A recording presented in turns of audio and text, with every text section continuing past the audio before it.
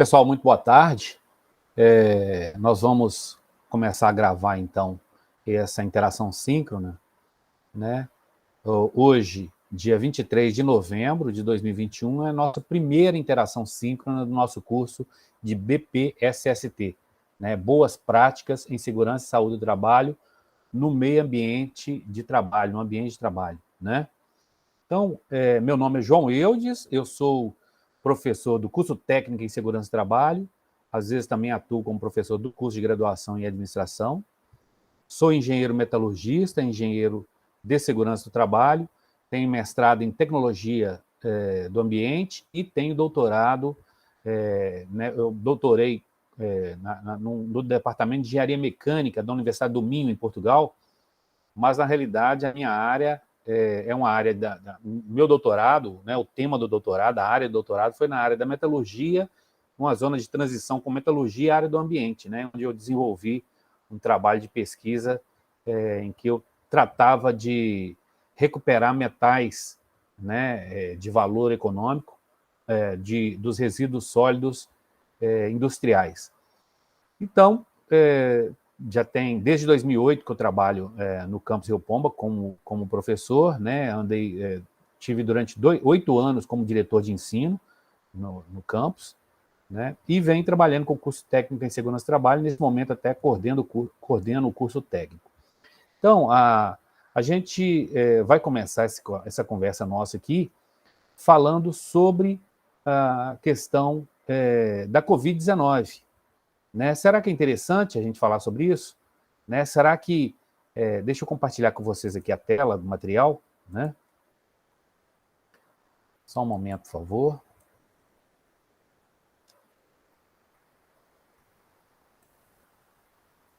O que acontece? É muito importante a gente falar, sim, né, sobre isso. Porque... eu não sei se vocês já viram, né? Se alguém já viu aí, tal. Eu postei para vocês no grupo, né, na comunidade virtual, um documento até muito extenso e tal, muito grande, mas só para vocês terem uma ideia, aquele ali é um adicional, né? Na realidade é um adicional. E esse documento é um documento da OIT, né, Organização Internacional do Trabalho, e ele é um relatório, na realidade, né, chamado Antecipar, Preparar e Responder a Crises. Investir agora em sistemas de SST resilientes. Né? E esse relatório ele foi emitido pela OIT em abril desse ano, em abril de 2021. Qual que é a ideia dele, o objetivo dele? Nesse relatório ele vem descrever os elementos de um sistema robusto, de um sistema resiliente, né, de segurança e saúde do trabalho. Ele apresenta exemplos, né, que estão relacionados com a pandemia da Covid-19, para destacar a forma como o sistema de saúde e segurança ele pode ser reforçado após uma crise, né, permitindo, assim, enfrentar os desafios imprevistos no futuro, né, e proteger a segurança e a saúde dos trabalhadores, apoiando em simultâneo a sobrevivência e a continuidade das atividades econômicas. Então, a gente aprendeu muito com essa experiência agora da pandemia, né? Então, a gente precisa sair daí um aprendizado. Né? No fundo, esse documento ele visa sensibilizar a necessidade de haver sistemas resilientes e constituir-se numa referência para as autoridades nacionais, né? As autoridades máximas dos países, os empregadores, né? As organizações desses países, tá? Trabalhadores e todas as organizações, os profissionais de SST e outras partes interessadas. Então, é muito importante. A gente precisa aprender, né? Ter aprendido alguma coisa, tem que ter saído daqui, dessa experiência que a gente ainda está vivenciando, né? Então, é importante, sim, a gente falar sobre isso. É muito importante a gente falar sobre isso. Então, a gente começa hoje, né, a nossa conversa, o nosso bate-papo aqui, falando da portaria conjunta número 20, de 18 de junho de 2020. Né? Essa portaria é uma portaria conjunta porque faz parte dela o Ministério da Economia, né, por meio da Secretaria Especial de Previdência e Trabalho, e o Ministério da Saúde, eu até não coloquei aqui. Mas hoje, né, o Ministério da Economia, na realidade, a Secretaria Especial de Previdência e Trabalho voltou voltou a ser promovida a ministério, né? Então hoje é o Ministério do Trabalho. Então, se essa portaria fosse emitida hoje, seria uma portaria conjunta entre o Ministério da Saúde e o Ministério do Trabalho, né? Então, é muito importante a gente falar sobre isso ainda, né? E eu vou até, ao invés de começar aqui no início dos slides, vou até lá no final já, onde eu coloco aqui sobre alguns dados estatísticos, né, que a gente tem, que eu fiz aqui um levantamento breve, né? Então, isso aqui é muito importante para justificar essa conversa nossa sobre a Covid-19 e sobre essa ideia da gente ter que se preparar, né? Qualquer profissional de uma organização que se preze, ele precisa contribuir para essa organização se preparar, né, para o futuro, porque no futuro outros vírus virão, outras bactérias, seja o que for. Então, as organizações elas precisam se preparar agora. Então, é exatamente aquilo que traz aquele relatório, né? É essa preocupação que traz esse relatório da OIT. E aí, em relação ao coronavírus, né? A gente aprendeu, então a gente precisa guardar esses procedimentos, precisa sedimentar isso dentro da organização, né? Os trabalhadores precisam entender isso direitinho, porque no futuro isso vai voltar a acontecer certamente. Então, os dados estatísticos que eu trago aqui para vocês, né? Desde que eu elaborei esses slides, né? Apresentei para os meus alunos, lá em julho de 2020, né? Então, há 1 ano e meio, infelizmente, essa pandemia da Covid-19, ela ainda não acabou, né? E não há uma certeza sobre quando essa epidemia vai acabar, né? Mas o seu quadro atual, obviamente, está diferente, né? O número oficial de infectados no mundo aumentou, né? Então, naquela altura em que eu fazia esses slides, em agosto, né, no caso, o número de infectados era de 24 milhões, isso em agosto de 2020, e hoje, né, eu fiz uma consulta hoje aos dados, né, e a gente tem hoje 257 milhões, então de 24 milhões em 1 ano e alguns meses, né, agosto, setembro, outubro, novembro, 1 ano e 3 meses, saltou de 24 milhões para 257 milhões de casos. O número de mortes também aumentou vertiginosamente, né? Naquela altura a gente tinha 820.500 mortos naquela data e aumentamos, então, houve um aumento no mundo para 5 milhões e 200 mil hoje. Então, vejam bem como disparou o número de mortes também, né? Os Estados Unidos continuam liderando, né, esse número absoluto de mortes, né, com cerca de 766 mil mortos, seguido pelo Brasil, né? O Brasil tem 615 mil mortos que eu consultei hoje, e a Índia, né, logo em seguida, com 466 mil.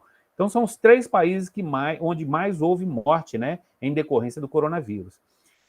Em alguns países, né, o que a gente está vivendo hoje, em alguns países, a pandemia já está na sua 4ª onda, né, já vai na sua 4ª onda, é o caso de Bélgica, Suíça, Alemanha, né, então já tem gente fazendo lockdown novamente, né, para controlar isso na Europa, né, e as novas cepas, né, vêm surgindo, né, e se espalhando rapidamente. Então, de fato, isso não está ainda resolvido, né? E qual que é a esperança nossa, né? Aqui eu até coloquei vacinar, vacinar e vacinar, né? A grande esperança está na vacinação da população, né, pessoal? Que, entretanto, ela vem caminhando a passos lentos. A gente está falando de forma global no mundo, não é? Essa vacinação ela vem caminhando a passos lentos e é um processo extremamente desigual, né? Porque enquanto países ricos, esses países têm altas taxas de vacinação, né? A maioria dos países pobres vacinaram apenas uma ínfima parte, uma ínfima porcentagem dos seus habitantes. O caso da África, né? Esses países mais pobres, alguns países também do Oriente e tal, né? Aqui no Brasil, depois de um atraso inicial que durou preciosos meses, né, e custou muitas vidas, cerca de 60% da população foi vacinada completamente, né? Cerca de 76% já tomou a primeira dose e 6,5% a terceira dose ou a dose de reforço que a gente fala, né? Então a coisa vai avançando, né? Depois de um atraso, né, nesse início da vacinação, a coisa avançou. O SUS funciona muito bem nesse país, né? O Sistema Único de Saúde. Ainda falta muito para fazer, né? mas o aumento na vacinação, nesse processo de vacinação, ele ajuda a explicar uma diminuição constante, né, no número de casos e no número de mortes nos últimos dias entre nós, porque o sujeito pode contrair a doença, mas ele estando vacinado, essa doença vem de forma leve, branda, né? Está todo mundo sabendo disso, a ciência já mostrou isso. E a gente está experimentando isso também. Então, reduziu demais tanto o número de casos quanto o número de mortes nos últimos dias, né, entre nós. E o mundo do trabalho, né? Aquilo que traz a gente aqui, né? Falar um pouquinho sobre trabalho e segurança do trabalho. E saúde e segurança do trabalho. Daí falar de coronavírus, né? Saúde. Então, cabe aos especialistas, né, os prevencionistas, né, que tratam da questão da segurança, também tratar da saúde, né, dos trabalhadores. Então, o mundo do trabalho, pessoal, ele foi profundamente impactado, atingido pela pandemia. Mas o assunto ainda é muito pouco explorado, né, pela mídia e ainda há poucos estudos, né, emitidos pela academia. Então, a gente tem poucas informações em relação ao mundo do trabalho, as empresas, né? Como é que foi essa questão do contágio, das transmissões das empresas. Então, a gente precisa conhecer isso, né? Precisa conhecer isso, precisam surgir, né? É necessário que surjam documentos, dados, né? Estatísticos relacionados a essa questão. Vamos ver quando é que surge isso. Então, vamos aqui passar os olhos nesses slides relacionados à portaria, né? Eu disse para vocês que essa portaria é importantíssima, ainda hoje ela é importante, né? No início ela foi fundamental, tá? Que é essa portaria conjunta, tá? E qual que é o objetivo? O que traz essa portaria, né? Ela vem estabelecer as medidas que as organizações precisam observar, né? Todas as organizações, todas as empresas, né, de setor de atividade econômica no país precisam observar em relação à prevenção, ao controle e à mitigação, né, atenuação, a redução de efeito dos riscos de transmissão da Covid-19 nos ambientes de trabalho, né, na forma de orientações gerais. Então, ela traz aqui várias medidas, né, e na forma de orientações gerais aqui. Então, logo no seu artigo 1º, como eu falei, né, essa portaria esclarece que ela vem aprovar medidas necessárias que devem ser observadas pelas organizações, visando à prevenção, ao controle e à mitigação dos riscos de transmissão da Covid-19 nos ambientes de trabalho, com o fim de preservar a saúde e a segurança dos trabalhadores, os empregos, né, e a atividade econômica, tá? Então, é muito importante isso, né, porque quando você consegue controlar isso dentro da sua organização, você tem trabalhador sadio, saudável, né? Então você corta a transmissão, corta o contágio, você tem trabalhadores saudáveis, você tem produtividade, né? Você tem atividade funcionando normalmente, então os empregos estão preservados e a atividade econômica está correndo solta. Então é isso é uma coisa natural de perceber, né? E não tem que fazer nenhuma ginástica para entender isso. Tá? Essa portaria, ela não trata de falar sobre abertura de estabelecimento, ela só mesmo traz essas medidas, né? Então, logo no artigo 2º, ela fala o seguinte, que o disposto nessa portaria ela não autoriza descumprir, né, pelas organizações as normas regulamentadoras de segurança e saúde no trabalho, né, as demais regulamentações relacionadas a questões sanitárias, né, e outras disposições que, no âmbito de suas competências, sejam incluídas em regulamentos sanitários dos estados, Distrito Federal ou municípios, né, e de medidas de saúde, higiene e segurança do trabalho oriundas de convenções e acordos coletivos de trabalho. Então, a portaria, o que diz esse artigo 2º, é que o empregador ele não tem que se fechar nessa portaria, né? Ele tem que atender essa portaria, mas, ao mesmo tempo, atender decretos do estado, do seu estado, né? Decretos do seu município, onde a sua empresa, a sua organização está localizada, e outras regulamentações relacionadas à questão sanitária, né? Algum regulamento da Anvisa. Então, tem que atender tudo isso, né? E não pode descuidar, naturalmente, dessas medidas que estão aqui elencadas. Tá? Então, logo que a portaria já explica também no artigo 1º, né, que ela vem trazer aqui algumas medidas, e essas medidas estão lá elencadas e detalhadas no anexo 1, dessa portaria.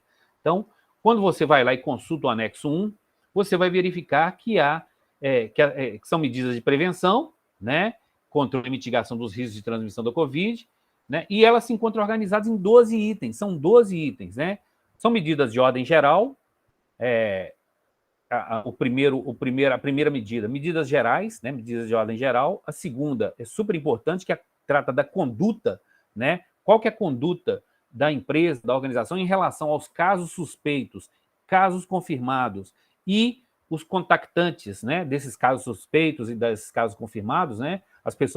Os trabalhadores que contactaram esses casos suspeitos e casos confirmados. Qual que é a conduta, qual que é o procedimento que tem que ser adotado pela organização? Então, descreve aqui com bastante detalhe nessas medidas, né, nessa segunda medida aqui. A terceira medida está relacionada à higiene das mãos e etiqueta respiratória. Isso aqui, todo mundo virou expert nisso, especialista nisso desde o início, né, desde abril do ano passado, que a gente sabe como fazer, sabe, né, a ideia da higiene das mãos, a etiqueta respiratória, né? Distanciamento social também, a quarta medida, também já bastante batida, né? Higiene, ventilação, limpeza e desinfecção dos ambientes, né?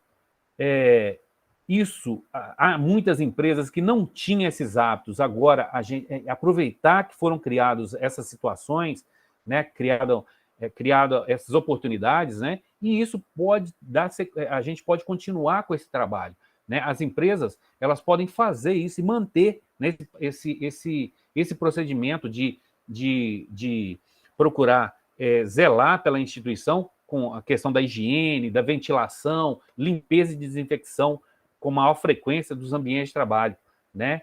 Como eu falei com vocês, né, é o que prega, né, é o que preconiza aquele regulamento, aquele relatório da OIT, né, emitido em abril de 2021, que a gente falou aqui no início, aí que eu postei para vocês lá na comunidade virtual. Aí fala também dos trabalhadores do grupo de risco, né, então vai caracterizar aqui quais são as características do trabalhador considerado trabalhador de grupo de risco, do grupo de risco, né? Depois, na sétima medida, fala do equipamento de proteção individual e de outros equipamentos de proteção, dos refeitórios, dos vestiários, né, dos transportes de trabalhadores fornecidos pela organização, obviamente, né, a empresa, né, a empregador que banca essa questão do transporte, então leva o trabalhador para casa, traz o trabalhador para o trabalho, né, para a empresa. Então, quais são as medidas, o que tem que ser feito? Então, também está descrito lá na medida 10.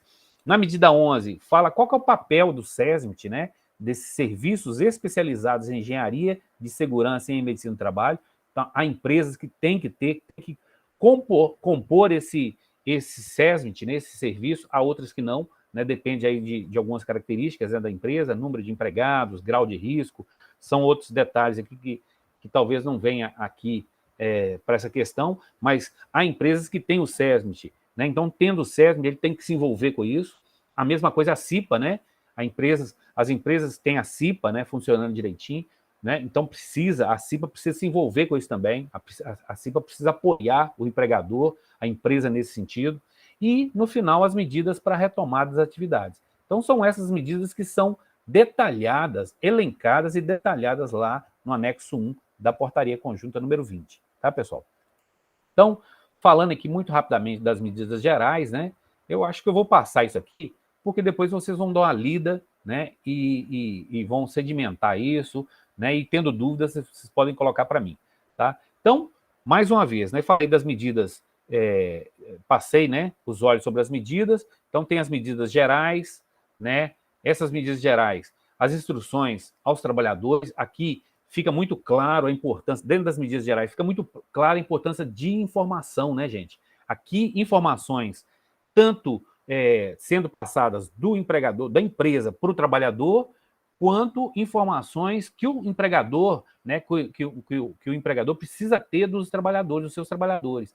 Então, aqui, gente, nesses momentos, né, de epidemia ou de uma pandemia, tem que prevalecer a informação, acima de tudo a informação. A gente viu que o que vem salvando a gente, né, a gente está vivo, né, graças a Deus, muitos de nós estamos vivos em função da questão da informação, porque a gente está bem informado, né, porque a gente sabe como fazer, como lidar com isso, né? Então, as informações elas foram sendo produzidas a partir do momento que a ciência foi avançando, foi entendendo, né, mais ou menos como é que funciona esse vírus, né, apesar de ainda conhecer relativamente pouco dele, né, porque ele vem sofrendo mutações, né, de maneira muito ágil, né, então é um vírus que ainda dá muito trabalho para os cientistas, mas tudo que é produzido hoje, né, a ciência vem produzindo informação e a gente vem absorvendo essa informação. Então é muito importante a questão da informação, né, é fundamental aqui a questão da informação. Então, as instruções aos trabalhadores elas possam ser, né, tem que ser feitas de forma possam ser transmitidas por meio de treinamento, por meio de diálogo de segurança diariamente, né? Tem os DDS, que a gente chama de diálogos diários de segurança, tá? Pode ser feito em documento físico ou eletrônico, né? Fazer cartaz, normativo interno, né? E mesmo panfletos, né? Que hoje em dia a gente sabe, né? A ciência também nos trouxe essas informações, né? Que o vírus ele transmite-se muito mais facilmente pelo ar, né? Ele fica suspenso no ar algumas horas, do que mesmo na superfície dos objetos, né? Então, as medidas gerais, a gente pode guardar aí, como mais importante das medidas gerais, é a questão da informação. Então, os empregadores precisam obter informações relacionadas à questão dos seus trabalhadores, né? Os seus trabalhadores, eles estão bem, estão se sentindo bem, né? Eles não estão acometidos por nenhum problema, né? Nenhuma febre, problema dor de garganta, qualquer coisa assim, né? Para saber se de fato eles estão bem ou eles estão contaminados. E da parte, não, isso tudo relatado, né, gente, por escrito. E da parte do empregado, do empregador, ele precisa saber, dos empregados, né, eles precisam saber também com o que eles podem contar, né? Então a questão da informação aqui é fundamental. Bom, aí vem a questão da conduta, né? Qual que é o procedimento, o que tem que ser feito em relação aos casos suspeitos, casos confirmados, né, de Covid-19, e quem contactou com esses casos suspeitos e casos confirmados. Então, a portaria começa por caracterizar, né, o que é o trabalhador, né, aquele trabalhador que foi confirmado que está com Covid, né? Então, você tem duas situações: o resultado laboratorial, né, do exame laboratorial, confirmando que ele está com Covid, ou que ele apresenta síndrome gripal, uma síndrome gripal, né, para a qual não foi possível a investigação laboratorial específica, mas que tem ali um histórico de contato, né, desse trabalhador que está com essa síndrome, mas tem ali um histórico de contato desse trabalhador com caso confirmado, aí sim, laboratorialmente, né, para a Covid-19. Isso nos últimos 7 dias antes do aparecimento dos sintomas do trabalhador. Então, são questões, né? Você veja bem, são duas situações aqui que caracterizam o caso confirmado, né? Aquela pessoa que tem o exame na mão, de fato, ele foi ao laboratório, fez o exame, testou positivo, né? E o outro que apresenta a síndrome gripal, mas ele não tem nas mãos uma investigação e o teste, né, confirmando o caso, mas ele teve contato com o caso confirmado, sim, de Covid. Então, nos últimos 7 dias, antes de aparecer sintomas nele, então, aí também é considerado um caso confirmado, né? Aí o caso suspeito, aquele trabalhador que apresenta um quadro respiratório agudo, né, com um ou mais sinais ou sintomas, uma febre, tosse, dor de garganta, etc., né? E isso é suspeito, ele não tem nas mãos, né, o teste, né? Então é um caso suspeito. E o contactante, o que seria o contactante? Né? Então a portaria ela considera contactante, tanto de caso confirmado, né? No caso aqui, no caso de caso confirmado, né? Quais são as características, o que caracteriza um contactante, uma pessoa chamada contactante de caso confirmado de Covid? Ela ter contato durante mais de 15 minutos, né, a menos de 1 metro de distância. Então, isso é um requisito.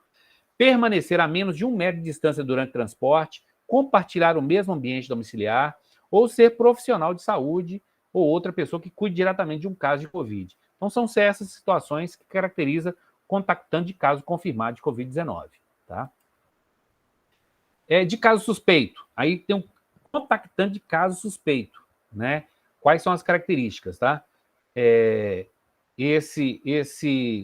Esse contactante de caso suspeito é aquele trabalhador assintomático, tá?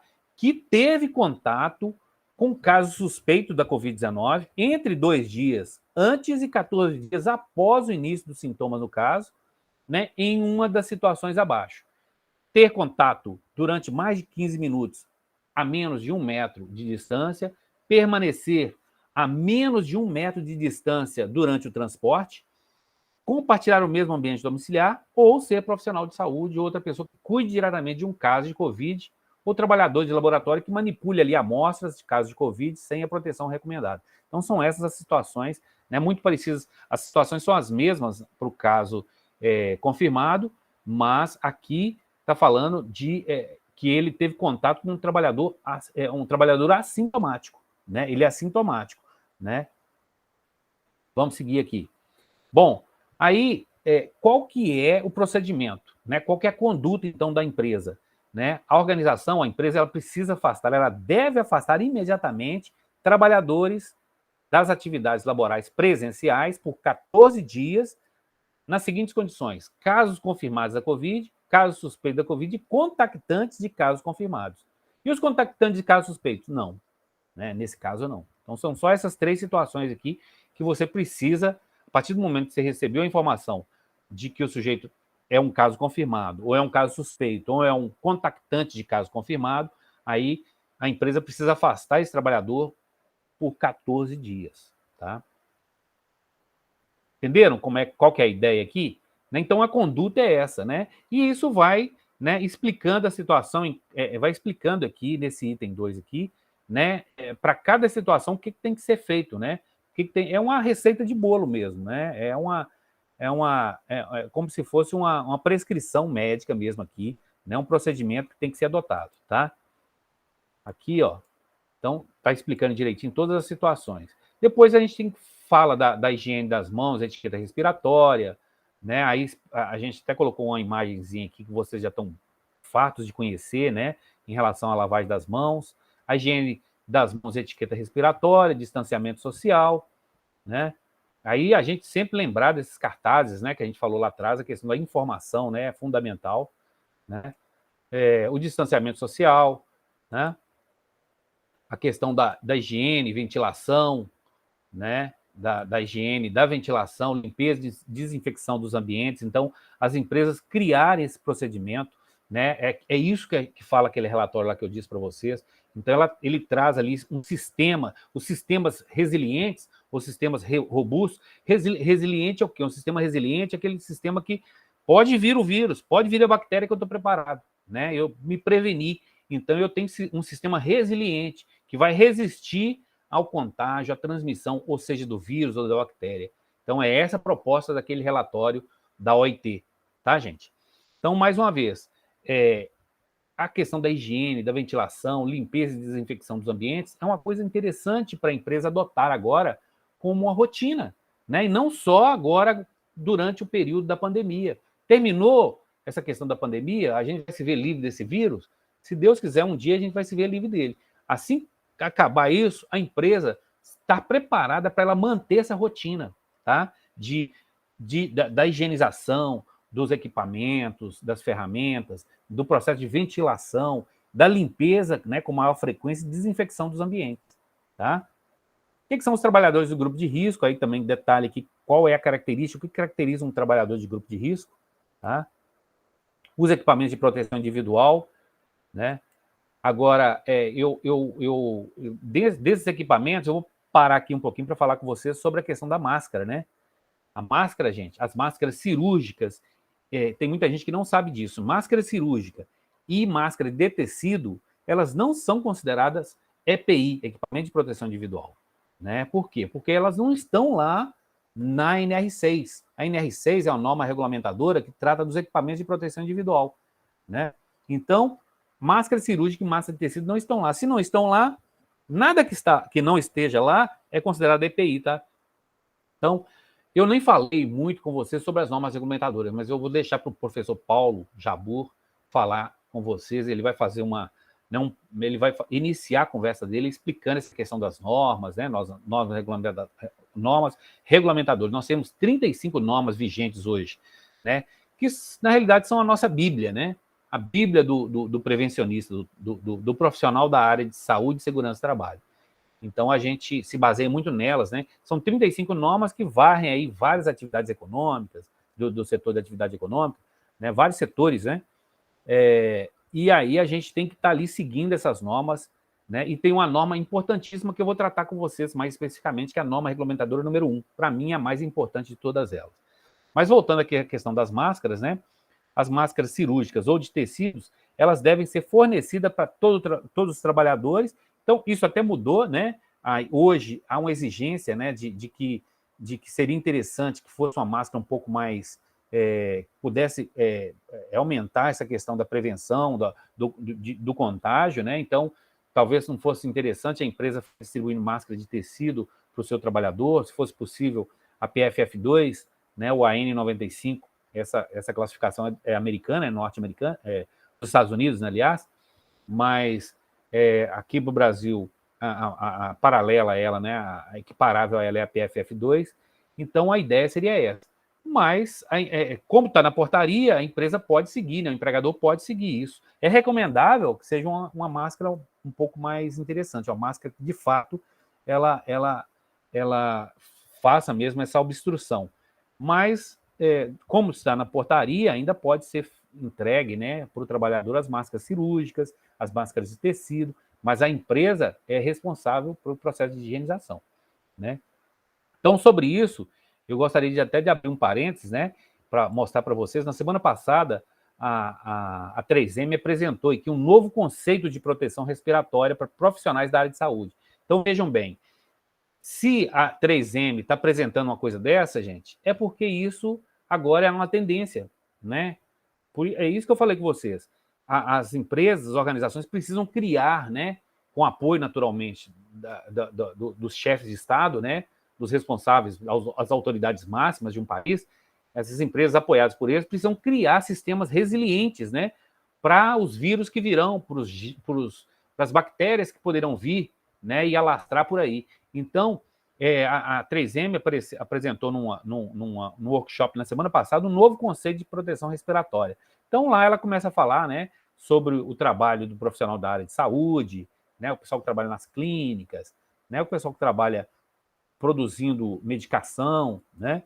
Então, ela trata aqui, ela fala sobre...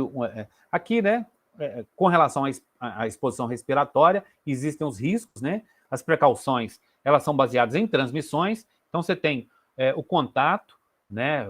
Por contato, você tem contato direto e indireto, você tem drenagem, descarga, né? A questão da gotícula, contato próximo com secreções respiratórias, e a questão do aerossol, né? Aquele que está suspenso no ar em longas distâncias. Então, aqui tem os tipos de proteção respiratória, né? Então a coisa aqui vai evoluindo para uma situação mais exigente, né? Então a gente tem a máscara de pano, está lá na ponta, né? É uma vedação frouxa, né? A gente chama de vedação frouxa mesmo, é o termo técnico, né? A máscara cirúrgica também é uma vedação frouxa, por isso que eles nem são, como eu disse, né? São equipamentos de proteção, mas não são equipamentos de proteção individual, né? Não são equipamentos de proteção individual. Aí você tem aqui a peça facial filtrante, PFF2, que é uma vedação apertada, o respirador elastomérico, que é uma vedação apertada, e o respirador motorizado, é aqui que está a novidade. O respirador motorizado é uma coisa relativamente nova, né? Assim, já é utilizada, já há alguns anos, nos Estados Unidos, alguns países na Europa utilizam, né? Países mais avançados, né? Na produção de medicamentos, em alguns hospitais, né? Mas em cirurgias, mas não é largamente utilizada. E agora passa a ser largamente utilizada. A 3M começa a fazer propaganda sobre isso, né? Então, isso aqui, ó, nesse sentido aqui, a flechinha está aqui, ajuda a reduzir a exposição do usuário a partículas transmitidas pelo ar, né? Então, essa é a sequência aqui de interesse, né, da máscara de pano para o respirador motorizado, tá? E os componentes, eles podem ser limpos e reutilizados. Para cá. Isso aqui não, né? Máscara de pano e máscara cirúrgica é uma coisa que a gente precisava evitar, né? De ficar fazendo higienização e tal. O certo era até ir descartando, né? Então, para cá, ó, você pode, esses componentes, nesse sentido aqui, você pode limpar e reutilizar, tá? O que é um respirador, né? Ou uma máscara? É um equipamento usado no local de trabalho para ajudar a proteger contra riscos respiratórios presentes no ar, tá? É o que traz para a gente a 3M. Então, você tem aqui a gente vê 3 tipos de proteção respiratória, que é a máscara cirúrgica, a máscara PFF2 e a máscara de tecido, e tem um comparativo entre elas, né? Tem 3, tem as características de cada um aqui, estabelecendo uma comparação aqui entre elas, né? Então, a máscara cirúrgica, ela é destinada à proteção do paciente, né? Então, se ela é destinada à proteção do paciente, não é do trabalhador. Então, não é um equipamento de proteção individual, porque quando você usa equipamento de proteção individual, ela é para a sua proteção, né? Filtro para patógenos, né? Não promove vedação no rosto e não é um EPI. PFF2, a N95, lá dos Estados Unidos, né? Destinada à proteção ocupacional do profissional, aí sim é um EPI, né? Filtro para patógenos, transportados por gotículas e pelo ar, né? Processo do aerossol. Filtros contaminantes e promove a vedação no rosto. Então, sim, você pode considerar a PFF2 um EPI. E a máscara de tecido, ela pode ajudar os usuários a se lembrar de não tocar o nariz e a boca. No máximo é isso, gente. Vejam bem, né, que nível que a gente chega. No início, não tinha máscara, então precisava das máscaras.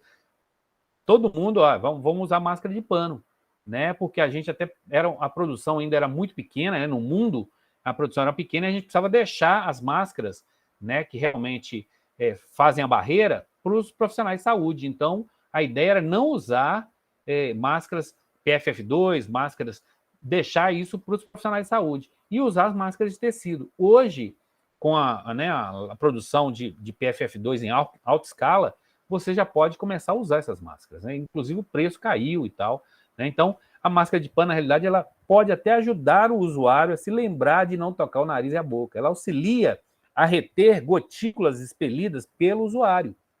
Então, ela retém gotículas aqui, naquela campânula aqui, né? Ela não veda na face, né? Ela tem a vedação frouxa e ela não possui filtro, né? Apenas uma barreira, é apenas uma barreira física nele, né? Não tem um filtro, não tem um elemento filtrante. Aí, gente, aqui fala sobre a colocação da máscara, sobre os testes que podem ser feitos, né? Eu coloquei isso lá para vocês, mas a novidade que eu trago para vocês é esse novo conceito, né, de proteção respiratória, que são os respiradores motorizados. Então, você tem aqui um equipamento desses, ó, né, que são utilizados, que eu falei com vocês, nos Estados Unidos e Europa, né, e agora vai ser largamente utilizado, muito em função dessa situação que a gente está vivendo e a gente vai passar a viver, né, o tal do novo normal, a nossa realidade daqui para frente.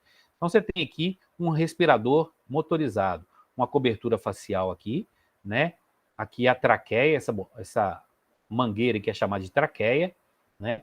Tem um motor aqui atrás, né? Que é fixado aqui atrás, né? Fixado aqui atrás do usuário por meio de uma cinta, né? Aqui dentro estão os filtros, né? E uma bateriazinha. Então, funciona com a bateria, né? Tem um motorzinho que vai fazendo, né, o ar do ambiente, ele é filtrado pela unidade filtrante e ele é enviado para a cobertura facial, enviado aqui para dentro pela traqueia, né, por meio da traqueia.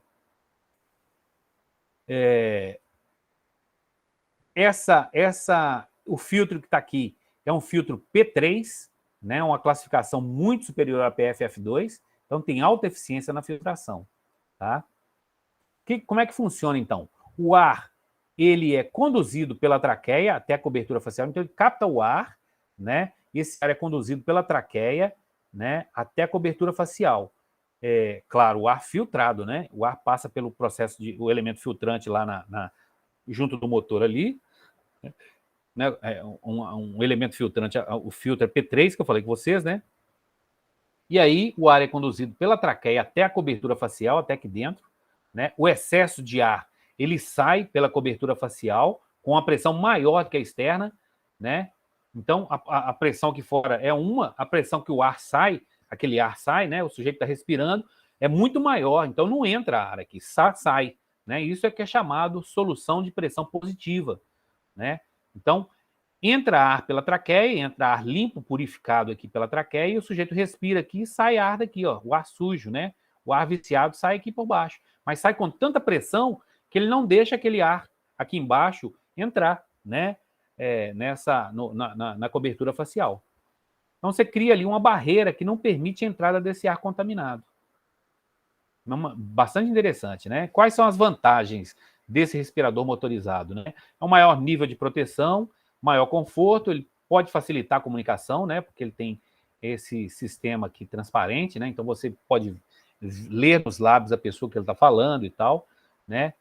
Não precisa realizar ensaio de vedação, tá? Quem tem barba, por exemplo, né? No caso dos protetores das máscaras e tal, tem que ser feito teste de vedação, né, para quem usa máscara e tal, para ver se de fato está vedando, né? É uma vedação, se for um profissional de saúde, talvez tenha que tirar a barba, né? E algumas coberturas faciais permitem a auscultação, né? Para o médico que precisa fazer aquele processo de auscultação, ele permite isso, né? E reduz os riscos de contaminação. Então, a ideia era exatamente essa, eu trazer para vocês, né, que isso não acabou, né, gente? Não acabou, né? A gente vai continuar convivendo com isso, né? Então, o nosso bate-papo de hoje seria isso, né? Eu vou parar a gravação aqui e vou postar isso para vocês depois, lá na comunidade virtual, e a gente faz uma atividadezinha relacionada a essa questão, né, da Covid-19, do que vem por aí, né? Tá bom? Muito obrigado pela audiência, né? Eu gostaria que vocês participassem, que assistissem isso aqui, tá bom, gente? Muito obrigado. Deixa eu interromper aqui a gravação.